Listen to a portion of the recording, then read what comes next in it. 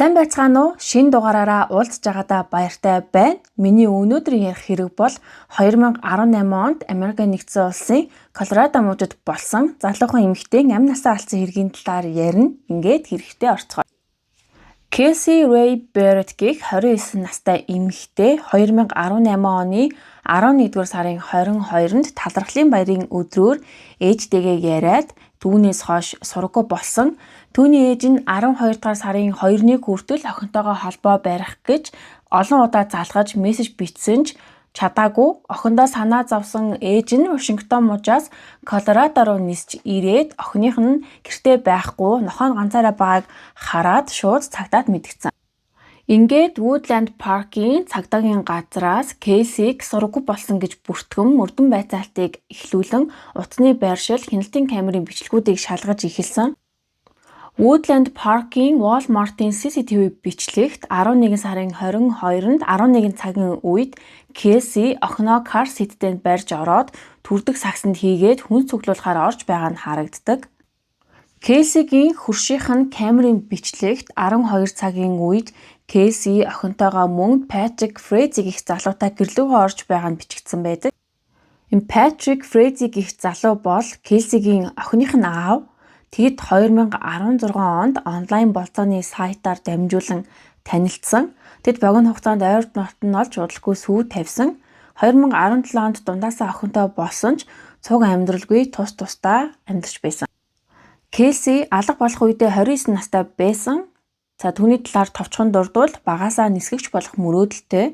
Оюутан байхдаа онгоц жолоодох сургалт авч мэргэжлийн нисгийн сургуулийг дүүргэсэн.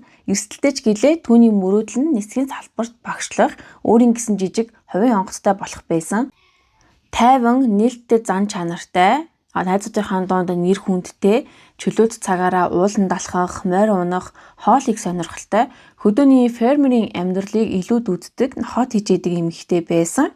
Харин Patrick Frazee-гийн хувьд Америк нэгдсэн улсын Колорадод төрсөн Taylor County буюу манайхаар хөдөө орон нутагт мал аж ахуйтай ойр өссөн. Сургуульд байхдаа нам гүм спортод төдийлөн идэхгүй байсан ч морь сургах, арчлах гэх мэт морьтой холбоотой ажилд сонирхолтой, ажилдаа сайн учраас нутгийн иргэдийн морьдыг арчилж, уралдааны морьдыг сургах ажлыг хийдэг байсан. Хийдэг ажил нь улирлын чанартай учраас мөнгө санхүү эдийн засгийн хувьд тогтворгүй. Зарим хөрш танилуд нь Патрикийг гаднаасаа зөөлөн чимээгүй харагддагч ойр орчмын хүмүүс рүүгээ ууртай түрэмгий ханддаг. Casey-гийн найзуудын хэлснээр тэр харилцаанд өөрийнхөө байх хүсэл ихтэй, хяналт тогтоох хандлагатай, тийм зан чанартай хүн гэж дүгнсэн байдаг. Цагдаа нар Патрикаас Casey-тэй сүүлд уулзсан талаар нь асуухад тэр бол гэрт нь очиод уудалгүй охиноо аваад явсан. Дараа нь өөрийн эдлэндээ очиж ажил хийж өдрийг өнгөрүүлсэн гэж хэлсэн ч хөршүүдийнх нь камерт Патрикийн ачааны машин Casey-гийн гэрийн гадаа удаан хугацаагаар зогсож байгаа нь харагдсан. Харин Casey-гийн алга болсон талаар түүнийг өөр ажилтай, заримдаа хэд хоног холбоо тасардаг, мөн өөр хот руу ажиллаар явах талаар ярьж байсан гэсэн ч Casey-гийн ээж найз нөхөд нь Patrick-ийн хэлсэн шиг алга болдог төрлийн хүн биш гэдгийг баталсан. 11-р сарын 25-нд Patrick Casey-гээс охиндоо санаа тавьж харж байгаарай гэсэн утгатай мессеж ирсэн гэж мэдүүлдэг. Мөн Casey тэр хоёрын хоорондын харилцаа хэвийн салах тухай огт ярьж байгаагүй гэсэн ч бас л найз нөхөд гэр бүл нь сүүлийн саруудад тэдний хооронд маргаан ихссэн. Casey харилцаандаа завсарлаг авахыг хүссэн. Охиноо асар хамгаалах эрхийн асуудал үүссэн зэрэг талаараа ярьсан байдаг. Мөрдөн байцаалтын явцад Patrick огтхонч сандарсан шинжгүй. Охиных нь ээж алга болцоход байхад түүний аюулгүй байдлын талаар санаа зовхгүй хэд тайван хяналттай байгаа нь с ิจ төрүүлсэн. Гэхдээ түүнийг шууд хэрэгтэй холбох баримт байгаагүй. Харин Patrick-ийн утасны бүртгэлээс Айрахо мужид амьдардаг Кристал гэх эмэгтэйг олж түүнийг байцаахаар дуудсан. Кристал эхэндээ Патриктэй холбоогүй гэж үгүйсгэж байсан ч мөрдөгчөд тэдний хоорондоо бичсэн мессежийг өөрт нь гаргаж ирж үзүүлэхэд бол яах аргагүй байдалд орон ял хөнгөрүүлэх нөхцөлтэйгээр тохиролцоо хийж Патрикийг Casey-г аалсан. Дараа нь Кристал очиж хэргийн газрыг цэвэрлсэн гэдгээ хүлээсэн. Кристал Патрик хоёр 2000-ад оны дунд үеэс бие биеэ мэддэг. Хоёулаа морь сонирхдог. Хийдэг ажил нь ижлэгэн учраас ажил мэргэжлийн хүрээнд танилцсан. Тэд олон жилийн турш салж нийлсэн харилцаатай. Кристал гэр бүлтэй байсан ч Патриктай харилцаагаа таслаагүй. Үеийн уулздаг хэвээрээ Патрик Кейситэй үерхэж эхэлснээсээ хойш тэд холбоогоо таслаагүй. Патрик Кристалд Кейсиг охинд нь аюултай, ээж байхад тохирохгүй хүн гэж муулж ярьдаг байсан. 2018 оноос эхлээд Патрик Кристалд Кейсиг алгах 3 төлөвлөгөө санал болгосон. Нэгт нь түүнийг Кейсигийн дуртай кофеноос нь аваад дотор нь хор хийж түүнийг аажмаар хөнөөж эрүүл мэндийн шалтгаанаар нас барсан мэт харагдуулах. Хоёрт нь Кристалыг Кейсигийн хаалганы өмнө отож байгаад тэр хаалгаа нээх үед нь хүнд зүйлээр зохиож шууд хүч хэрэглэн хөнөөх. Гуравт нь Кейсигийн гэрийн цонхоор буудаж хөнөөх аргыг санал болгосон. Кристалаар л Кейсиг алуулах гээд байсан гэсэн үг. Кристал зөвшөөрөөгүй ч дахин түүнд шахалт үзүүлж ятгахсаар байсан. Кристал мэдээж айж Кейсиг алаагүй ч гэсэн цагдаад мэдэгдээгүй. Кейсид анхааруулаагүй. Патрикаас холбоогоо таслахгүй нууц харилцаагаа үргэлжлүүлсээр байсан. 2018 оны 11 сарын 22-нд талархлын баярын өдрөөр Патрик охинтойгоо уулзах нэрийдлэр Кейсигийн очихоор болсон. Оцсон дайруудаа бол амттай идэ гэж хэлээд түүнийг галын өрөө рүүгээ явхаар цааш харах үед нь урьдчилж бэлдэж авч ирсэн урт хүнд жинтэй төмрөөр толгоо руу нь хүчтэй олон удаа зохиж гавлын ясны хүнд гэмтэл их хэмжээний цус алдалт үүсгэж Кейси бол тэр даруйдаа нас барсан. Дараа нь Кристал руу залгаж ирж хэргийн газрыг цэвэрлэхийг хүссэн.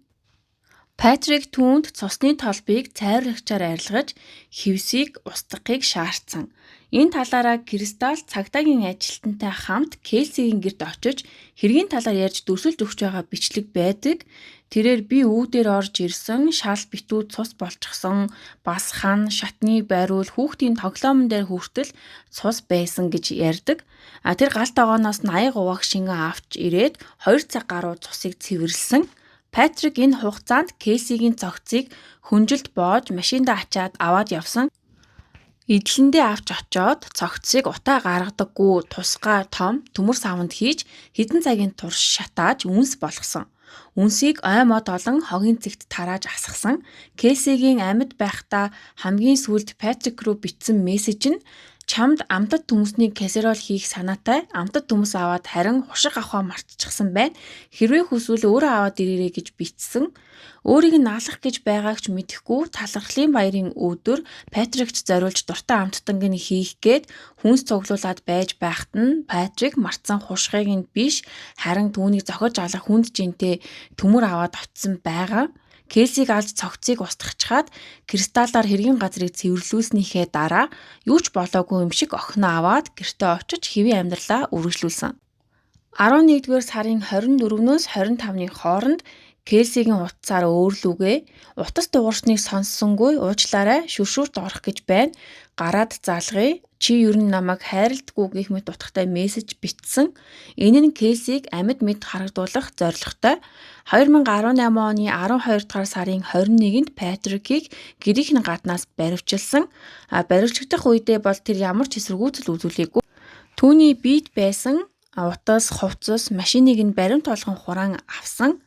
Патрик хэрэг үйлснээ хүлээн зөвшөөрөөгүй ч Кристалын мэдүүлэг хэргийн газраас олдсон цусны уул мөр түүнийг хэрэг үйлцэн нотлох баримтууд олдсон. Хэргийн газрын шал хаан тавилган дээрх цус нь ДНХ шинжилгээгээр Кейсиг их болох нь тогтоогдсон. Энэ хэмжээний цус алдсан хүн амьд байх боломжгүй гэж үзсэн. Патрикийн цагаан ачааны машиныг шалгахад тээш болон хаалганы хэсгээс нь олдсон цус нь ч мөн ДНХ-гээр Кейсигийнхтай 100% таарсан. Эдлэн гадраас нь Кристалын мэдүүлэгт дурдсан цогцыг хийж шатаасан том төмөр савны ойролцоогоос жижиг шүднийх байж болохоор ясны хилтэрхий олдсон. Машины дугуй мөр хөршүүдийн гэрчийн мэдүүлэг зэрэг нь түүнийг хэрэг үйлцэн нотолсон ч тэр хэрэг хийгээгүй гэж зүтгэсээр байсан.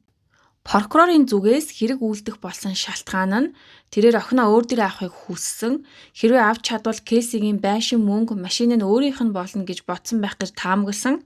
Шүүхээс ч мөн Патрикийг гин буруутай гэж үзэн 2019 оны 11 сарын 18-нд санаатаагаар төлөвлөж хүний амь насыг хохироосон, хүний амь насыг хөнөөхөөр 3 удаа бусдыг уриалсан, ятгсан, цогцсыг устгасан, гэмт хэргийн явцад хүч хэрэгэлсэн зүйл ангиудаар буруу утгагдаж, батлан даалтанд гарах боломжгүй, дав заалдах эрхгүй, бүх насаар нь хорих ял оноосон, нэмээд 5 сая долларын торгуул ноогдуулсан. Харин Христалигийн хувьд прокурортой ял хөнгөлөх зөвшөлд хүрч хэргийг мэдүүлсэн учраас 3 жилийн хорих ял авсан. 2025 оны байдлаар Патрик одоо хүртэл хэрэгээ хүлээгээгүй, гин буруугүй гэж зүтгэсээр байгаа юм байна. Энд хүртэл сонссон та нартай маш их баярлалаа. Дараагийн дугаараар дахин уулзтлаа түр баяртай.